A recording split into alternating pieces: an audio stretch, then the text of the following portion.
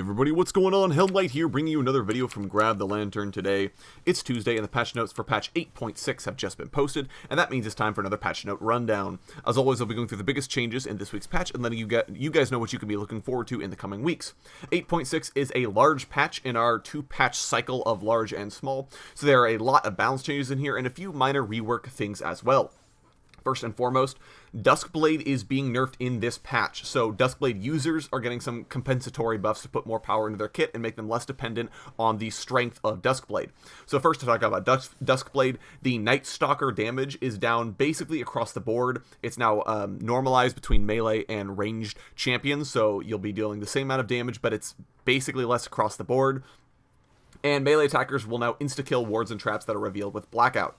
So, to talk about the most important champions, a lot of champions receive Duskblade compensation. I just want to talk about the biggest ones that I've seen.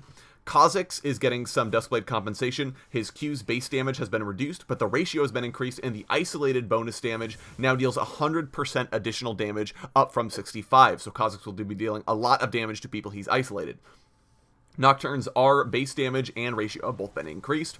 Rengar's Q's empowered ratio has been increased, and the Bola Strike ratio has been increased, and his R's ratio has been increased, so he'll be doing a lot more damage now base in his kit. Shaco Q now deals bonus physical damage on the first target, on the first attack he makes after he casts his Q. And Zed's Q will deal less damage to targets beyond the first, but will deal full damage to targets hit by multiple shurikens. In addition, his R's stored damage is increased to 55% at max rank from 50%. So these champions are just the biggest changes I saw who got Duskblade increases. I'm sure there are more as well. There are more as well. I urge you to look at the patch notes if you're curious. Next up, moving on to champions in general. Kai'Sa is being buffed in this patch. Apparently right now the only time she does well is if she gets leads, but right now it's too difficult for her to actually get said leads, and her ratios restrict her build paths. She's supposed to be very flexible. Instead, she just kind of builds crit or attack speed and doesn't even consider her AP ratios at all. So Riot are buffing her essentially. Her attack range is being increased, and her passive plasma stack and detonation ratios have both been increased. Her Q has got additional ranged and more AP ratio. Her W's AP ratio has been decreased, but the damage is the same because her passive does more damage now per stack.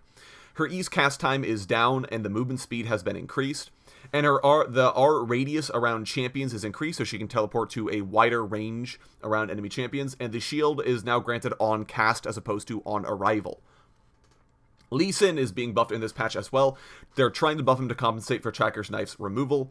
His passive energy return now scales with level, so he'll get more energy back for flurry attacks when he's leveled up. His Q2's range is increased. That's the kick, not the sonic wave.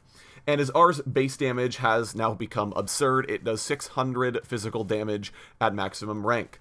I really don't understand that change, but Lee Sin players should be feeling in a better spot now. Rakan is being buffed in this patch as well. Riot are trying to make him feel stronger while he's by himself and not with Xayah, so we'll see how this goes. His Q's AP ratio has been increased. His W's AP ratio has been increased as well.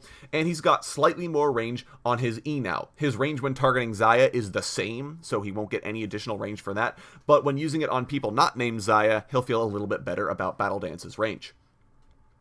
Next up, moving on to items. We have a few item changes. First up, Shirelia's Reverie is returning to the game after its removal in Season 3. It's back, so you can press a button to make you and your entire team go fast. I don't remember the exact build path off the top of my head, but the item has returned, so go-in supports like Leona and Taric may find a new item to add to their builds. Abyssal Mask's aura radius has been dramatically reduced. It's a little less than halved of its previous range. And the magic damage amp has been increased to better suit it towards tanks and defensive characters, and not to people named Ryze and Cassiopeia. Rageblade is also receiving essentially a mini rework to both make it less of a rush item and better on more champions in general. Right now it really only works on a handful of people, Varus, Kog'Maw, Kayle, and Riot are trying to make it more of a general item that other champions can use. Its cost has been decreased, and the build has been changed as well. It now uses an amplifying tome instead of a blasting wand. It has lost attack damage. It has lost AP and attack damage base, and it has also lost magic damage on hit. However, it additionally will deal physical damage on hit too. It also now grants percent ability power and attack speed per stack, up to, I believe, 8% or 16% AP and attack speed, which is pretty nice. And at half stacks, a melee champion who's built a Rage Blade, their next auto attack will fully stack the item, so they don't have to stack for nearly as long in order to get the full benefit, unlike ranged champions who have to take longer to stack it, but can also do so more safely. So hopefully this gives Rage Blade niches on a few more champions, specifically my Spooky Boy Nocturne here. We'll see how good of an item it is on him now. Seraph's Embrace is being nerfed in this patch as well. It's just generally the best mana item in the game right now, so its shield ratio has been reduced, and the duration of the shield has been reduced as well to make it not quite as good of a defensive tool. Hextech GLP's combined cost has been reduced in order to try and entice more people to buy it, because right now it is the weakest of the mana items. Static Shiv's proc damage has been reduced, and it no longer deals bonus damage to minions. This is in an effort to contest how good it is at wave clear, because right now the champions that build it, they just straight up build it for the wave clear, so it should be it shouldn't be the ideal best item to build on every ADC.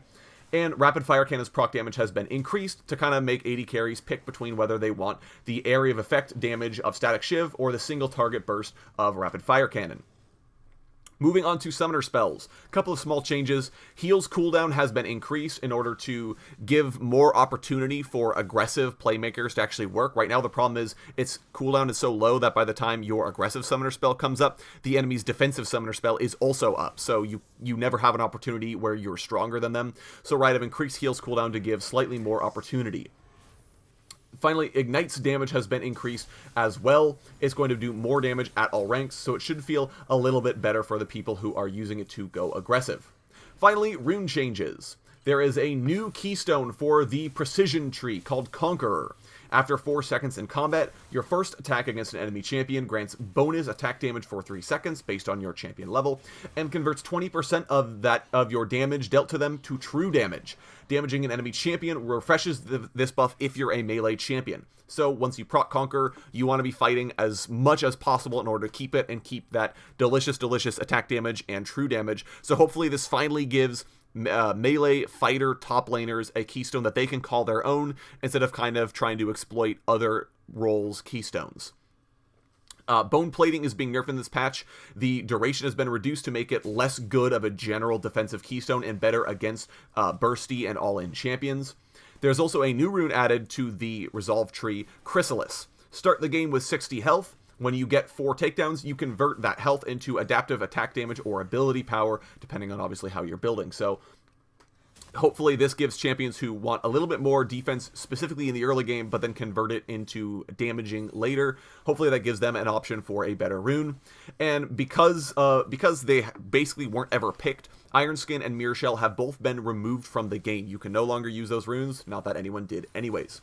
Anyways, that is the entirety of the big changes of the patch. Go ahead and look through the patch notes as well. There are a few more small things that I didn't quite get to here. Let me know what changes you're most excited for down in the comment section below. If you enjoyed the video, go ahead and leave a like. And if you really enjoyed the video, consider subscribing. I upload a video every Monday, Friday, and on patch days like today as well. And if you're looking for more Grab the Lantern content, you can check out my blog, grabthelantern.tumblr.com, link down in the description. I upload an article each and every single day for your enjoyment. Once again, thank you guys so very much for watching. I do appreciate it, and I will talk to you all later.